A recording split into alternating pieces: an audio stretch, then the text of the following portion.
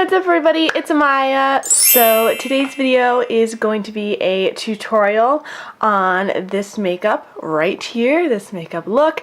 I am so excited for this. I haven't filmed like an actual tutorial in a pretty long time. A lot of the tutorials that I do are through my BoxyCharm unboxing, so I don't feel like I'm not really doing tutorials till I realize that, gosh, I just have a bunch of other videos and then unboxings, and even though there's tutorials inside the BoxyCharm unboxings, they're not exclusive tutorials, so I'm not doing things using products that I always love or showing you different techniques. It's more about showing you the product. So therefore, it's not the same, you know what I mean? So I decided to just do a sit down tutorial for you guys on this look, and this is really cool. It's like a half cut crease with some glitter. So in this video, I'm going to be using the Morphe 35O2 palette. I filmed a tutorial slash first impressions on this palette, but I never posted it due to the fact that I was sick when I did it, and I just felt gross. The look looked beautiful, but I just didn't feel good, and I forgot to film an outro and an intro, and it just was a hot mess. And I was like, you know what? Let me just wait. I gotta let everything cool down. That's kind of when I took my break from YouTube, and now I'm back, even though I've had this since the end of October. I'm only getting down to film a video with it now, but I don't care because I have been using it a ton since then. This is what it looks like on the inside if you guys have not seen it. It's just really, really beautiful. Compared to the regular 35O, I have to say, I can't decide which one I like better. The first 35O has a lot more things in it that I like, such as matte white colors, and I feel like it also has more dark, deeper colors, whereas this one leans definitely more red orangey, and even though you do have a deep black, you don't have necessarily the same light colors that you have in the other palette. So it's just totally up to your preference. I feel like this one is really good for darker skin tones because you have that black and you have a lot of these more vibrant colors, whereas the other one, even though it has more deep colors, it has more of those lighter sort of neutrals. Jaclyn Hill, I heard, actually helped kind of collaborate and put together the colors and formulas for this palette, and you can totally tell that if you have the Jaclyn Hill times Morphe palette. As far as the shimmers go, you can totally tell that because they feel kind of wet almost, and the same thing with some of the mattes. They're very, very buttery and very smooth, similar to the mattes in her palette. So I totally recommend this. I think it's amazing. If you already have the regular 35O, I would say this one is very different. You have a lot of different shades in there. However, there are a lot of similarities. So if you're kind of on the edge, I would say consider how much you use the regular 35O. If you're like me and you were like obsessed with it, then definitely I would pick this one up because you're going to be just as obsessed with it. But if you feel kind of on the 35O, I would maybe skip this one only because it's very similar to that. You know what I mean? So yeah, that was a mouthful. Let's get right into the tutorial. Mwah. Hey guys, so I already primed my lids and I'm going in with the first shade from the palette called Universal. It's like a nice orangey tan transition shade, and I'm just taking that and I'm dusting it all in my crease, blowing it out with a nice fluffy brush. Now I'm going in with Orb and Tan and doing the exact same thing, just dusting this all in the crease and making sure it's very nice and blown out because we want this to be a very blown out smoky look. Now I'm going in with Flux and Contour. I'm taking this on a smaller brush. This is a Morphe M441. I'm just patting that into the outer corner. And then I'm taking that same fluffy brush from before and blending this all out. This is a really great technique. Now I'm going in with Ablaze and Fire. Ablaze is on the left, Fire is on the right, and I'm taking an even smaller brush. This is a Luxie brush, and I'm packing this on. Look at that pigment, you guys. Look at how beautiful that color is, and there's barely any fallout. These shadows are amazing. I love them so much. And I'm just blending that out with the Morphe M441, as you can see, and trying to keep it kind of lower in the outer corner area.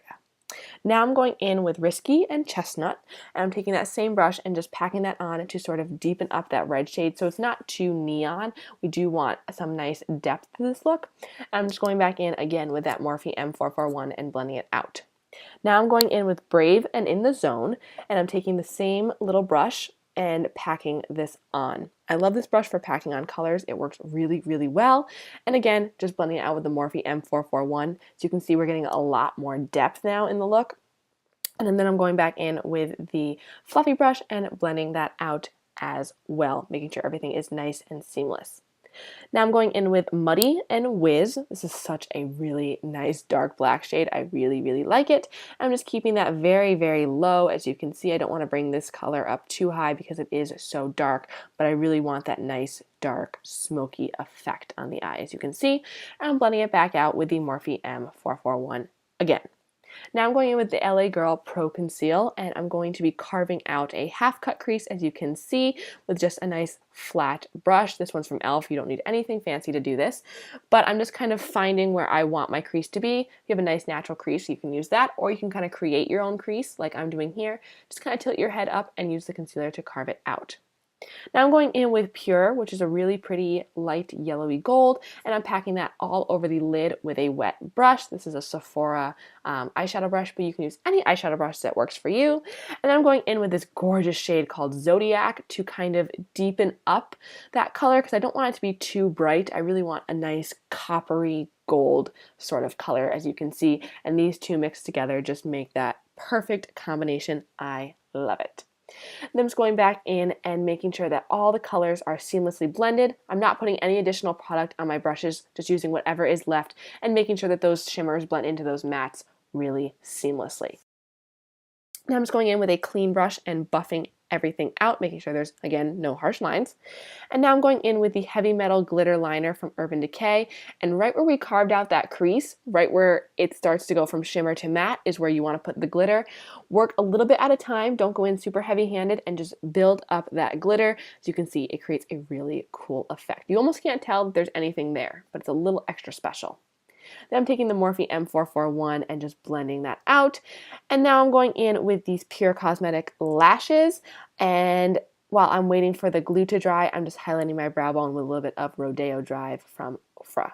Now I'm popping on those lashes. Super, super pretty. I love them. They're very fluttery. The only thing is they tend to pop off the inner corners if you wear them for a while. So I only wear these lashes for short times, but they are so gorgeous. Now I'm just cleaning up my under eye and kind of sharpening up that outer line with a makeup wipe. And then I'm going in with the Benefit Porefessional to blur out all of my pores and everything like that. We don't want any pores here. Now I'm going in with the I always say Maybelline, the L'Oreal Magic Lumi Primer. Love this primer. Definitely a holy grail. You guys know it. You've seen me use it a million, trillion, gazillion times. It's amazing. Then I'm going in with the e.l.f. Moisturizing Foundation Stick. I believe this is in the shade Nude, maybe? Nude?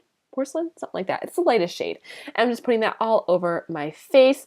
And then I'm going to be taking a little bit of the Smashbox Photo Finish Primer Water to kind of make sure everything's nice and moist and not too dry, because I'm going to go in with a Morphe foundation brush to blend all that out.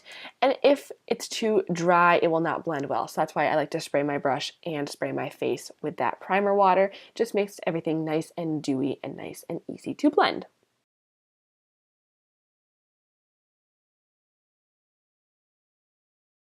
Now I'm just going in with my L'Oreal Beauty Sponge and bouncing that all into my face to make sure we have no streaks or anything from the brush.